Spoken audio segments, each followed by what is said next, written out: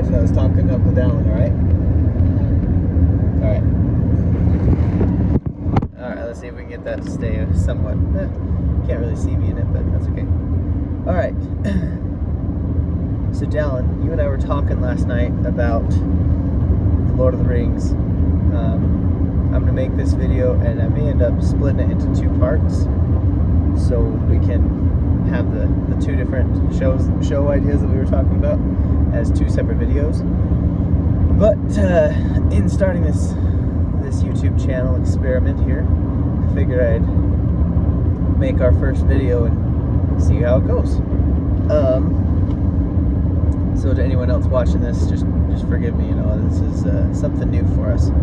Anyway, Dallin, we were talking about a TV series idea surrounding the dwarves of Moria and Khazad-dûm, and we, in what was it, like an hour, talked through a rough story outline for 5 seasons of this TV show.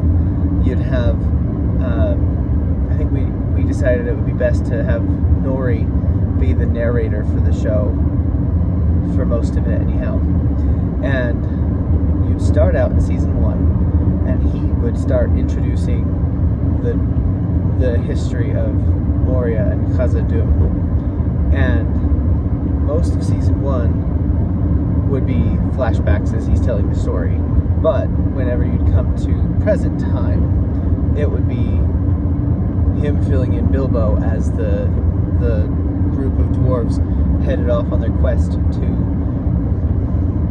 get rid of Smaug and to save Erebor.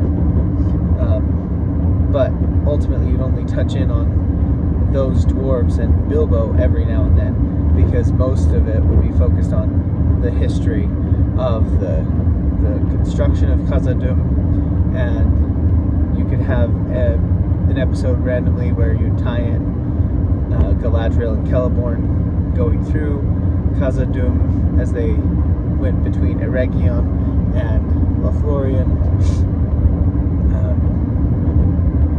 Then season 2, I can't remember what we discussed on season 2, so you might have to chime in here and clarify.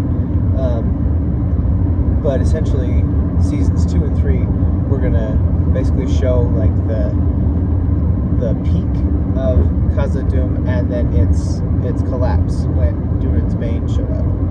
And then season 4, Nori's gonna now be moved forward in time and filling in the history of how Balin led the group of dwarves from Erebor to retake Khazad-dûm.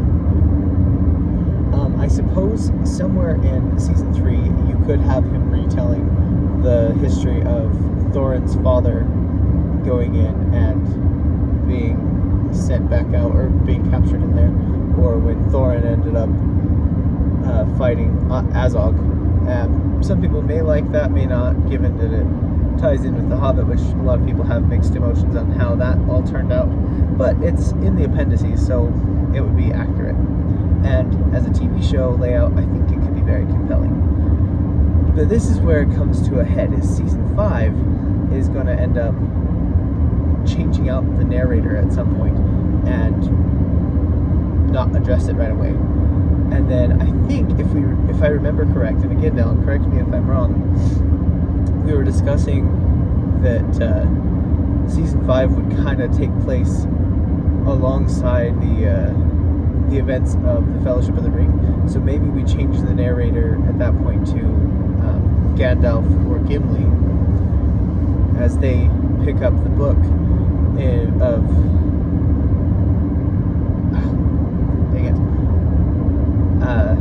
Azal-Nubazar? No, I know that's wrong. Anyway, but they take up the narration there as they read the remainder of the record of the people in Moria, and then it ends.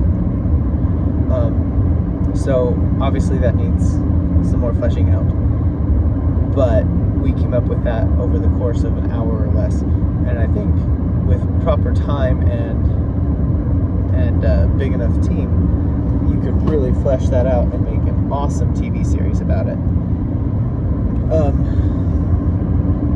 other TV show idea, sorry. So here would be part 2. If I have to splice this or cut this or whatever.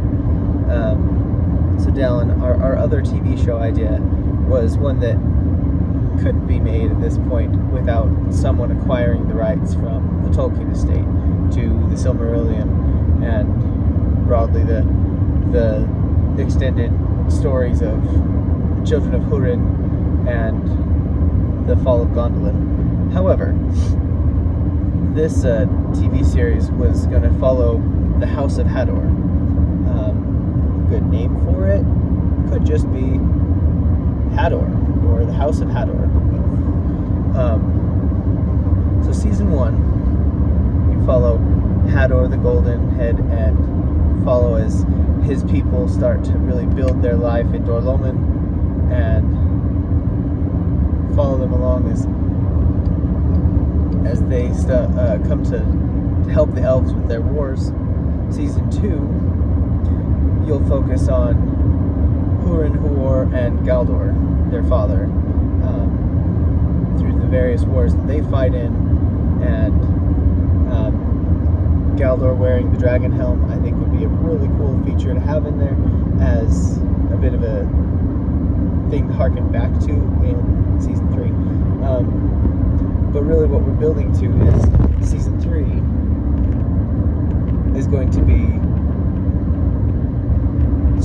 the stars of the whole show, Tuor and Turin.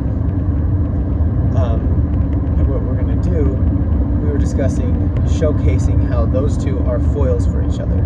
Even though they never meet, they cross paths one time when Tuor is on his way to Gondolin and Turin is on his way back to Dor-lómin to confront Groda. That's the only time they cross paths, and even then, Turin doesn't even realize he's crossing paths with his cousin. He's just set to go, and he thinks to go save his mother and sister because he's under the lies of Glaurung. All the while, Tuor is clear-eyed and knows what he's doing, and he's going to save Gondolin, or at least he's going to give them the chance to be saved as he travels to warn them, give them Ulmo's warning that the time has come to basically fight Morgoth or be destroyed. Anyway, and obviously there are details I'm missing there. He says that their hope comes from the sea, and so it's not just to fight Morgoth, but if you're making a TV show, that would be a way of trying to present it. But you go episode by episode, switching between Turin's story and Tuor's story. They're such perfect foils for each other in that they're both basically orphans. Tuor actually is, and Turin may as well be, given that he was sent off to Doriath at 8 years old, and his father is a captive in Angband. He's functionally an orphan.